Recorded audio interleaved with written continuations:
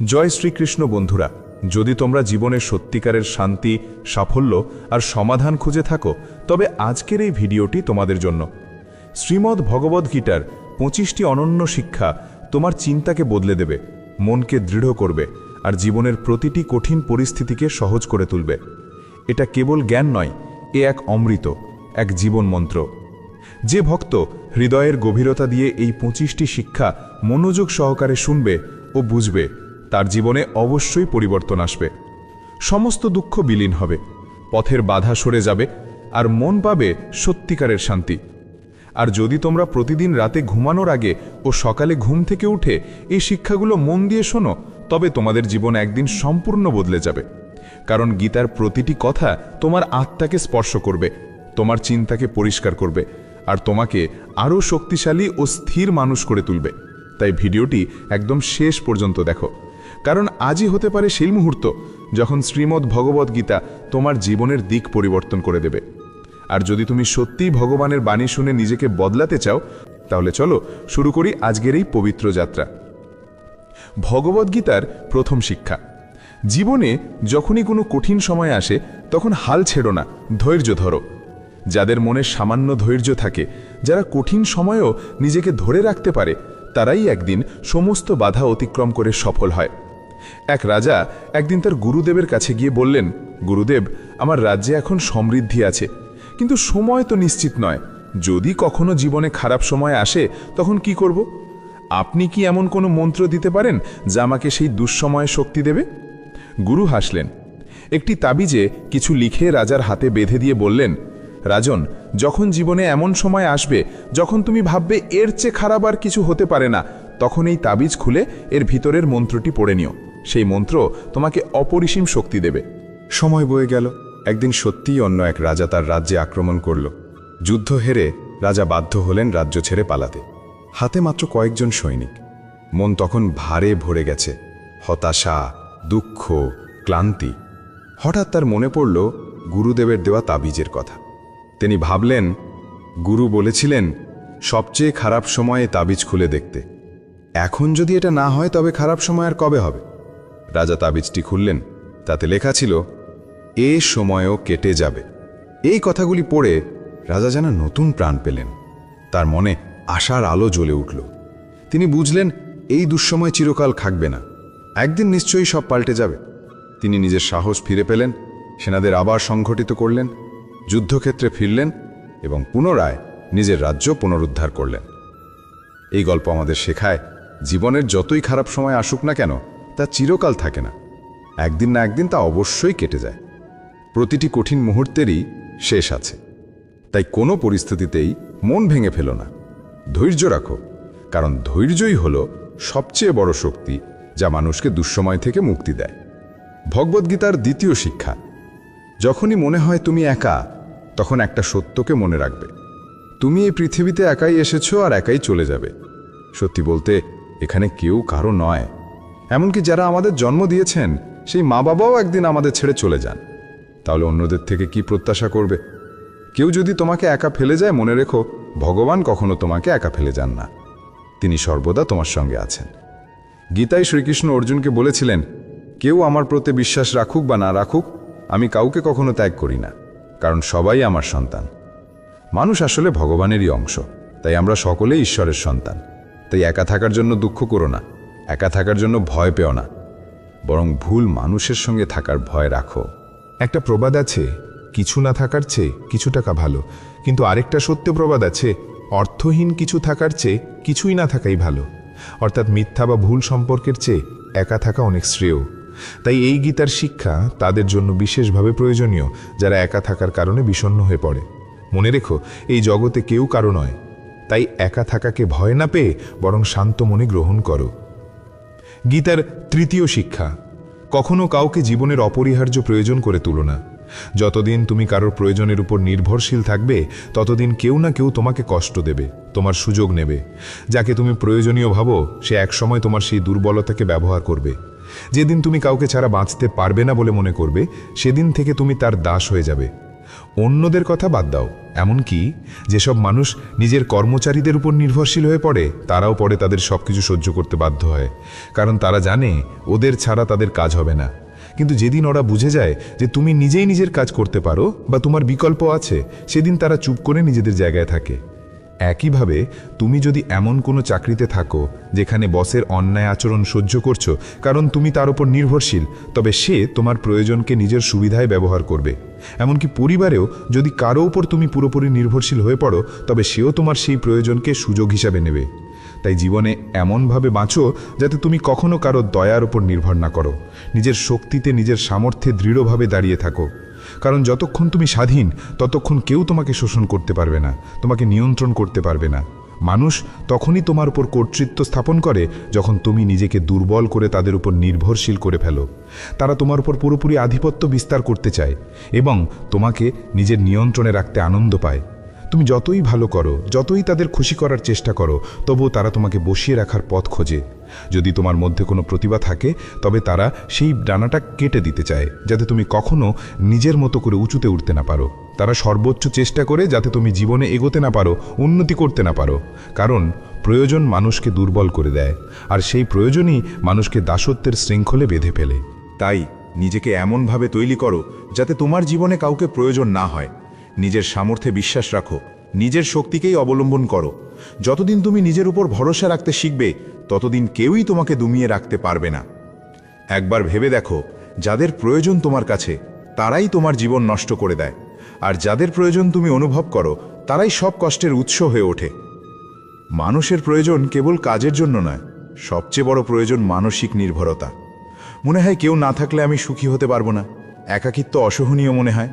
তখন আমরা এমন মানুষের উপর ভরসা করি যারা সেই দুর্বলতাকে সুযোগ বলে নিয়ে পুরোপুরি ব্যবহার করে ফেলে।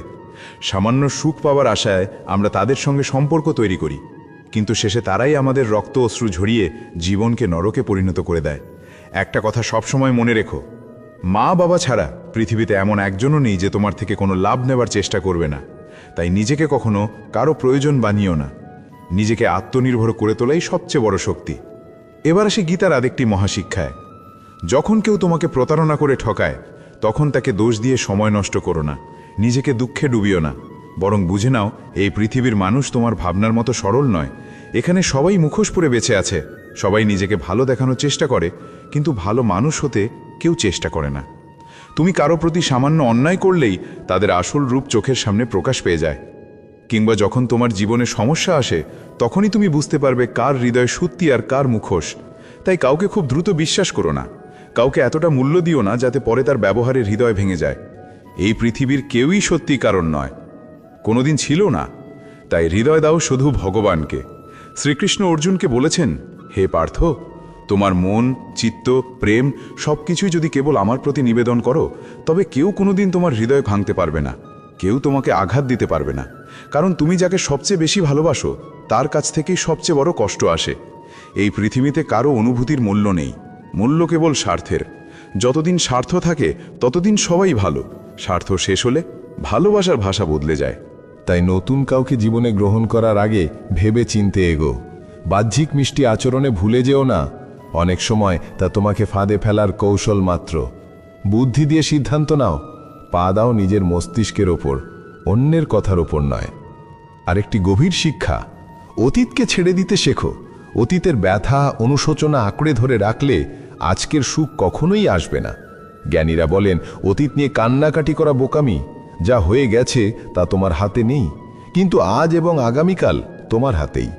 অনেকেই বলে, ও আমাকে প্রতারণা করেছে তাই আজ আমার জীবন নষ্ট।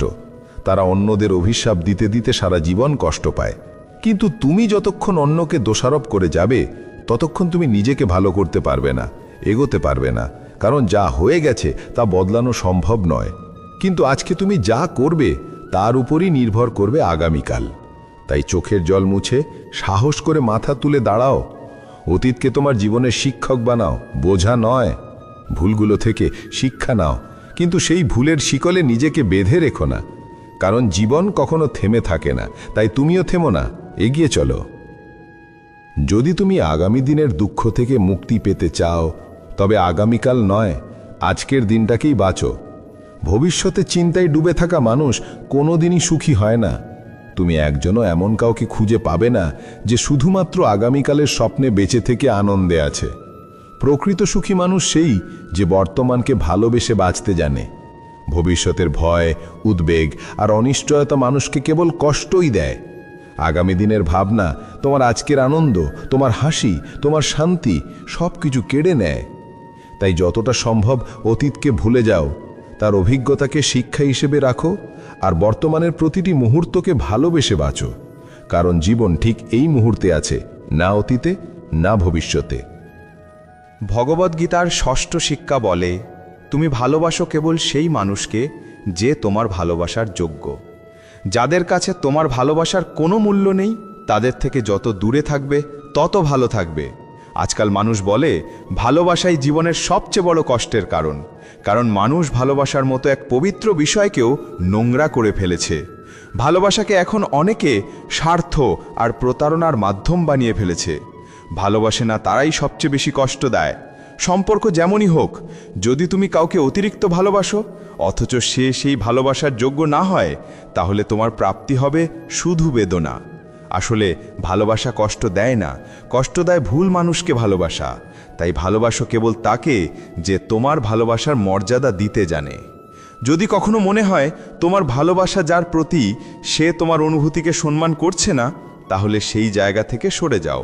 কারণ ভালোবাসা সেখানে নয় যেখানে অভিমান জন্মায়, ভালোবাসা সেখানে যেখানে হৃদয় পায় শান্তি। গীতার সপ্তম শিক্ষা বলে, সবচেয়ে বেশি ঈর্ষা করে আমাদের আপনজনরাই। তোমার সাফল্যই তাদের কাছে সবচেয়ে বড় কাঁটার মতো লাগে।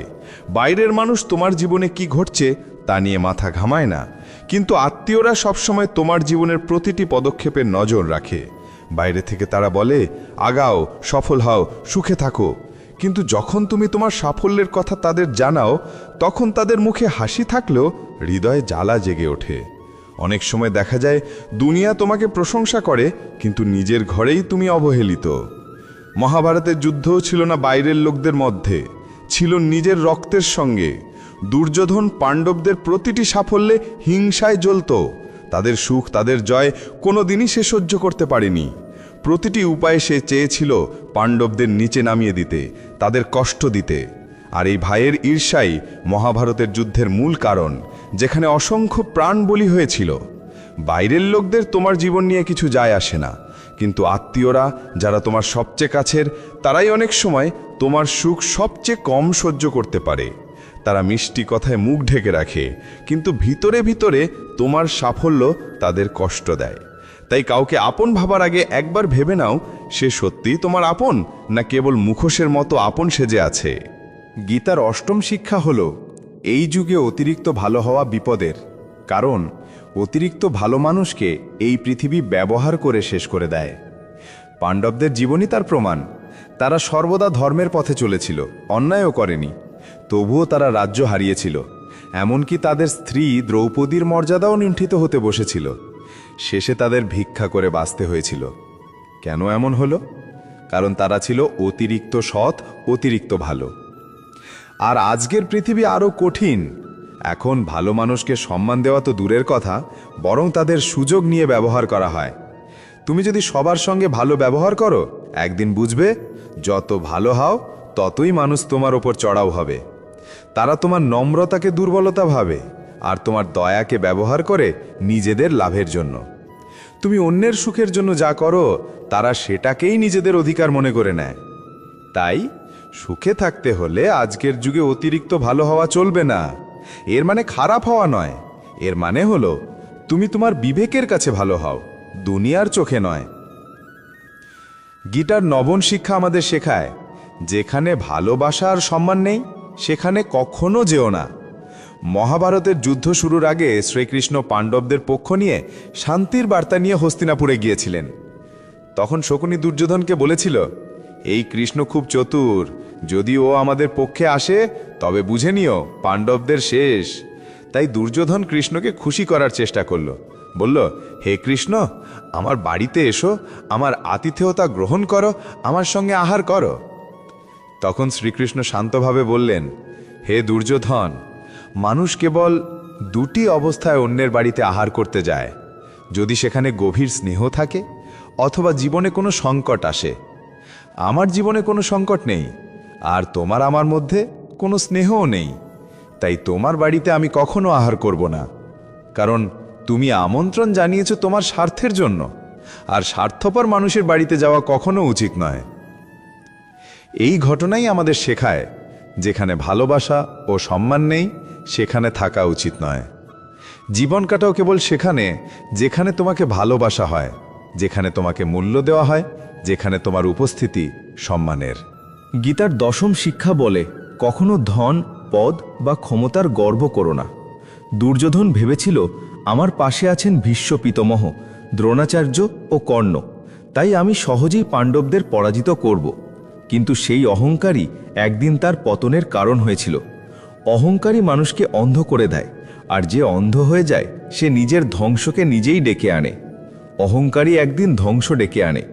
যেসব মানুষ অর্থ, পদ বা ক্ষমতার গর্বে অন্যকে অপমান করে, অন্যের হৃদয়ে আঘাত দেয়, একদিন সেই একই গর্বই তাদের পতনের কারণ হয়ে দাঁড়ায়। তাই জীবনে যতই সফল হও না কেন, যত উচ্চতায় পৌঁছাও না কেন, কখনো অহংকারকে নিজের হৃদয়ে স্থান দিও না। মনে রেখো, গর্বই মানুষকে অন্ধ করে দেয়, আর সেই অন্ধত্বই একদিন তাকে মাটিতে নামিয়ে আনে। গীতার একাদশ উপদেশ বলে, যে মানুষ অন্যকে প্রতারণা করে তার পরিণতি সবসময় ভয়াবহ হয়। দুর্যোধনের কাকা শকুনি এবং দুর্যোধন সারা জীবন পাণ্ডবদের প্রতারণা করেছে। মিথ্যা ও কুটচাল দিয়ে তাদের সর্বনাশের পথ দেখিয়েছে। কখনো তারা সততার পথে চলেনি, আর তার ফলেই দুর্যোধনের সেনাবাহিনীর প্রতিটি বীর যোদ্ধা ধ্বংস হয়েছে। প্রতারণার ফলে দুর্যোধন যা বপন করেছিল তাই কুড়িয়েছিল। যেমন সে সারা জীবন অন্যকে ধোঁকা দিয়েছিল, তেমনি তার নিজের মৃত্যুদিনেও সে সেই ধোঁকারই ফল ভোগ করেছিল। তাই যদি কেউ মনে করে যে সে খুব বুদ্ধিমান আর অন্যকে ঠকিয়ে জিতে গেছে, তবে জেনে রাখো, একদিন এমন কেউ তার জীবনে আসবে যে তাকে আরও বড় ধোঁকা দেবে। কারণ কর্ম কখনো কাউকে ভুলে যায় না, প্রত্যেকেই নিজের কর্মের ফল পায়। গীতার দ্বাদশ উপদেশ শেখায়, যে মানুষ বারবার তোমাকে আঘাত দেয় তাকে কখনো ক্ষমা করো না। যুধিষ্ঠির বারবার দুর্যোধনকে ক্ষমা করেছিলেন, আর সেই অতিরিক্ত ক্ষমাশীলতার ফলেই তিনি জীবনে অগণিত কষ্ট ভোগ করেছিলেন। কেউ যদি একবার ভুল করে তাকে ক্ষমা করা ঠিক আছে, কিন্তু যে একই ভুল বারবার করে সে আর ভুল করছে না, এটাই তার স্বভাব। তাকে ক্ষমা করলে সেটা তোমারই ক্ষতি করবে। ক্ষমা ও বোকামির মধ্যে পার্থক্য আছে। তাই কেউ তোমাকে কষ্ট দিলে একবার ক্ষমা করলেও তাকে আর আগের মতো বিশ্বাস করো না। একবার যে মানুষ বিশ্বাসঘাতকতা করেছে তাকে আবার বিশ্বাস করা মানে নিজের মুখে ধুলো ছড়া। তাই ক্ষমা করো ঠিকই, কিন্তু এতটা নয় যে তুমি নিজের চোখেই মূর্খ বলে মনে হও। গীতার ত্রয়োদশ উপদেশ বলে, তোমার আনন্দ আর দুঃখ সবার সঙ্গে ভাগ করো না, কারণ মানুষ তোমার সুখে হিংসা করে আর তোমার কষ্টে হাসে। পৃথিবীতে খুব কম মানুষই আছে যারা সত্যিই তোমার সুখে খুশি হয়। তাই চোখের জল সহজে কাউকে দেখিও না, কারণ মানুষ হাতে লবণ নিয়ে বসে আছে, তোমার ক্ষত দেখলেই সেখানে ছিটিয়ে দেবে। তোমার মনের অবস্থা নিজের মধ্যেই রাখো, শুধু সেই মানুষকেই বলো যে সত্যিই বোঝার যোগ্য। গীতার চতুর্দশ উপদেশ বলে, তুমি যত ভালোই হও না কেন, যদি মন্দ লোকেদের সঙ্গ করো তবে তাদেরই মতো পরিণতি তোমারও হবে। ভীষ্ম পিতামহ ছিলেন ব্রহ্মচারী ও ধর্মপরায়ণ, কিন্তু তিনি অন্যায়ের পক্ষ নিয়েছিলেন। দ্রোণাচার্য ছিলেন বিদ্বান ব্রাহ্মণ, তবুও অন্যায়ের সঙ্গে থেকেছেন। তাই শেষ পর্যন্ত তাদের পরিণতিও অন্যায়কারীদের মতোই হয়েছিল। মৃত্যুর সময় তারা ভয়াবহ যন্ত্রণা ভোগ করেছিলেন। তাই কখনো দুষ্টের সঙ্গ করো না, কারণ তাদের অপরাধে তোমারও ফল ভোগ করতে হবে। তখন মনে হবে তুমি কিছুই করনি, শুধু পাশে ছিলে, তবুও শাস্তি এড়াতে পারবে না। তাই সব সময় সৎ ও সদ্গুণে ভরপুর মানুষের সংস্পর্শে থেকো। গীতার পঞ্চদশ উপদেশ শেখায়, কখনো নির্বোধ বা দুষ্ট মানুষের কাছে উপদেশ দিও না, এতে তাদের অহংকারে আঘাত থাকে আর তারা তোমার প্রতি বিদ্বেষ পোষণ করে, সুযোগ পেলেই তোমার ক্ষতি করে। তাই যাদের মন সংকীর্ণ তাদের বোঝানোর চেষ্টা করো না, ওরা বুঝবে না, বরং ঘৃণা বাড়াবে। গীতার ষোড়শ উপদেশ বলে, কাউকে অতিরিক্ত ভালোবাসো না, কারো প্রতি অতিরিক্ত আসক্ত হইও না। ধৃতরাষ্ট্র সিংহাসনের প্রতি অতিরিক্ত আসক্ত ছিলেন, তার চোখে রাজ্য ছাড়া আর কিছুই ছিল না। সেই আসক্তি পুরো রাজবংশকে ধ্বংস করেছিল, হাজারো প্রাণের মৃত্যু ঘটিয়েছিল। তাই যখন তুমি কোনো জিনিসের প্রতি অতিরিক্ত মোহগ্রস্ত হয়ে পড়ো, তা জিনিসটা পাও বা না পাও, তাতে তোমার জীবনের শান্তি নষ্ট হবেই। গীতার সপ্তদশ উপদেশ বলে, রাগ মানুষকে ধ্বংস করে দেয়। রাগী মানুষের কোনো বন্ধু থাকে না, সবাই তার কাছ থেকে দূরে সরে যায়। রাগ সম্পর্ক ভাঙে, মন ভাঙে, জীবন ভাঙে। যে নিজের রাগ নিয়ন্ত্রণ করতে পারে না, সে জীবনের অন্য কিছুই সামলাতে পারে না। গীতার অষ্টাদশ উপদেশ বলে, মনকে শান্ত করতে শেখো, কারণ অশান্ত মন কেবল দুঃখই ডেকে আনে। শান্ত মনই ভালোবাসা ও আনন্দ এনে দেয়। সুখ ও দুঃখ আসলে মনস্থিরতা ও মনের অশান্তির ফল। অশান্ত মন দুঃখ সৃষ্টি করে, আর শান্ত মন আনে পরম আনন্দ। গীতার ঊনবিংশ উপদেশ বলে, যা চোখে সত্য বলে মনে হয় তাও অন্ধভাবে বিশ্বাস করো না। অনেক সময় যা চোখে দেখা যায় সেটাই আসলে মিথ্যে হতে পারে, তাই কোনো কিছুকে বিশ্বাস করতে তাড়াহুড়ো করো না। গীতার বিংশ উপদেশ আমাদের শেখায়, অন্যের ওপর নির্ভর করা বন্ধ করো। তোমার মনের সবচেয়ে বড় দুর্বলতা হলো তুমি সবসময় কারো না কারো ভরসা খোঁজো। এই অভ্যেসই তোমাকে ভিতর থেকে দুর্বল করে দেয়। প্রকৃত শক্তি আসে আত্মনির্ভরতা থেকে, কারণ যে নিজের পায়ে দাঁড়াতে জানে তাকে কেউ কোনোদিন পরাজিত করতে পারে না। এটাই ধীরে ধীরে তোমার আত্মবিশ্বাসকে ভেঙে দেয়। যারা মনে করে এই মানুষটাই আমার ভরসা, কঠিন সময় সেই পাশে থাকবে, শেষ পর্যন্ত তাই সবচেয়ে বেশি কষ্ট আর একাকিত্বের মধ্যে পড়ে। কারণ মানুষ নয়, একমাত্র ঈশ্বরই সত্যিকারের ভরসা। তুমি যখন তাকে নিজের আশ্রয় করবে, তখন যে কোনো বিপদের সময় তিনি নিজেই কাউকে পাঠিয়ে দেবেন তোমার সাহায্যে। কিন্তু দুনিয়াকে কখনো ভরসা করো না। যারা নিজেরাই কারো ভরসা খুঁজে বেড়ায়, তারা কিভাবে তোমার ভরসা হতে পারে? তাই নিজের জীবনের একমাত্র অবলম্বন করো ঈশ্বরকে, পৃথিবীকে নয়। গীতার একবিংশ শিক্ষা বলে, যারা অতিরিক্ত মিষ্টি কথা বলে বা অকারণে তোমার প্রশংসা করে, তাদের থেকে সাবধান থাকো। কারণ কেউ তখনই মিষ্টি কথা বলে যখন তার নিজের স্বার্থ সিদ্ধি করতে হয়। মানুষ তখনই প্রশংসা করে যখন তার নিজের কাজ হাসিল করতে হয়। মনে রেখো, পৃথিবীতে প্রশংসা বিনামূল্যে কখনো আসে না। কেউ তোমার প্রশংসা করলে বুঝবে তার বিনিময়ে কোনো না কোনো দাম তোমাকেই দিতে হবে। তাই যে অতিরিক্ত মিষ্টি কথা বলে বা অহেতুক তোমাকে বাড়িয়ে বলে, তার প্রতি সবসময় সচেতন থেকো। গীতার 22তম শিক্ষা বলে, যারা সামনে থেকে তোমার প্রতি স্নেহ দেখায় কিন্তু পেছনে তোমার ক্ষতি করে, তাদের থেকে দূরে থাকো। চাণক্য বলেছিলেন, এমন মানুষ যেন এক কলস, যার মুখে অমৃত কিন্তু ভিতরে বিষে ভরা। তুমি যেটাকে অমৃত ভেবে পান করছো, সেটাই আসলে বিষ। তাই যারা বাহিরে বন্ধুত্বের মুখোশ পরে অথচ অন্তরে তোমার সর্বনাশ চিন্তা করে, তাদের থেকে দূরে থাকাই শ্রেয়। গীতার 23তম শিক্ষা বলে, যে সম্পর্কে সীমা লঙ্ঘন হয় সেখানেই কেবল ধ্বংস ঘটে। সম্পর্ক টিকে থাকে তখনই যখন উভয়ে একে অপরকে সম্মান দেয়, মর্যাদা দেয় এবং নিজেদের সীমা অতিক্রম করে না। বয়সে বড় হোক বা ছোট, যদি কেউ সম্পর্কের সীমা ভেঙে ফেলে, তবে সেই সম্পর্ক একসময় ভেঙে পড়বেই। যে সম্পর্কে সম্মান থাকে না, যে সম্পর্কের সীমা মানা হয় না, সেই সম্পর্কে ভালোবাসাও দীর্ঘস্থায়ী হয় না। গীতার 24তম শিক্ষা বলে, কখনো কখনো নতুন কিছু গড়ে তুলতে হলে পুরনোকে সম্পূর্ণ ধ্বংস করতে হয়। কুন্তী দেবী কৃষ্ণকে জিজ্ঞেস করেছিলেন, হে কৃষ্ণ, তুমি এত বড় এক যুদ্ধের সূচনা করলে কেন? তখন ভগবান কৃষ্ণ বলেছিলেন, অধর্ম পৃথিবীকে গ্রাস করেছে। সেই অধর্মকে সম্পূর্ণ নির্মূল করে নতুন যুগের সূচনা করার জন্যই পুরনোকে ধ্বংস করা প্রয়োজন। যেমন পুরনো প্রাসাদ যখন জীর্ণ হয়ে পড়ে, তখন সেটাকে ভেঙে নতুন প্রাসাদ গড়তে হয়, তেমনি জীবনে কিছু নতুন সৃষ্টি করতে চাইলে পুরনো যা কিছু তোমাকে আটকে রেখেছে তাকে সম্পূর্ণ মুছে ফেলতে হবে। গীতার 25তম শিক্ষা বলে, আজকের দিনে মানুষই মানুষের সবচেয়ে বড় শত্রু হয়ে উঠেছে। ব্যবসা, সম্পর্ক বা জীবনে যে ক্ষেত্রেই দেখো না কেন, মানুষ মানুষকে আঘাত করছে, একে অপরকে ধ্বংস করছে।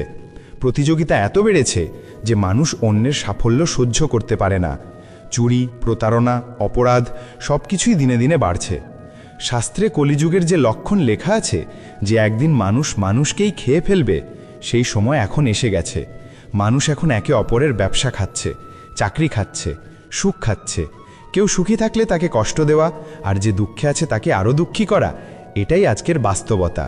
সবাই মানুষ, কিন্তু মানবতা আজ কোথাও খুঁজে পাওয়া যায় না। এক ভিখারি এক ধনীর বাড়ির সামনে এসে বলল, বাবু, আমাকে এক গ্লাস জল দিন, আমি অনেকটা পথ হেঁটেছি, খুব তৃষ্ণার্ত, আর এক পা চলতে পারছি না। ধনী বলল, এখন কোনো মানুষ নেই, কেউ এলে তোমাকে জল দেওয়া হবে।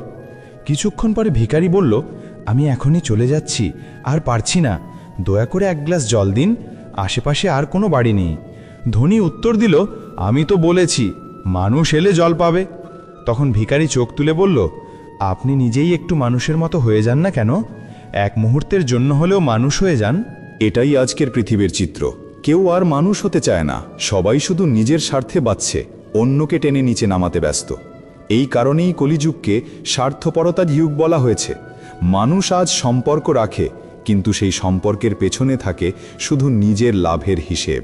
বন্ধুরা, যদি আজকের এই গীতার শিক্ষা তোমার হৃদয়কে স্পর্শ করে থাকে, তবে মনে রেখো, এই কথাগুলো কেবল শুনে নয়, জীবনে প্রয়োগ করলেই সত্যিকার পরিবর্তন আসে। প্রতিদিন রাতে ঘুমানোর আগে এবং সকালে ঘুম থেকে উঠে যদি এই বাণীগুলো মন দিয়ে শোনো, তুমি দেখবে তোমার চিন্তা, মন আর জীবন সব কিছুই ধীরে ধীরে বদলে যাচ্ছে।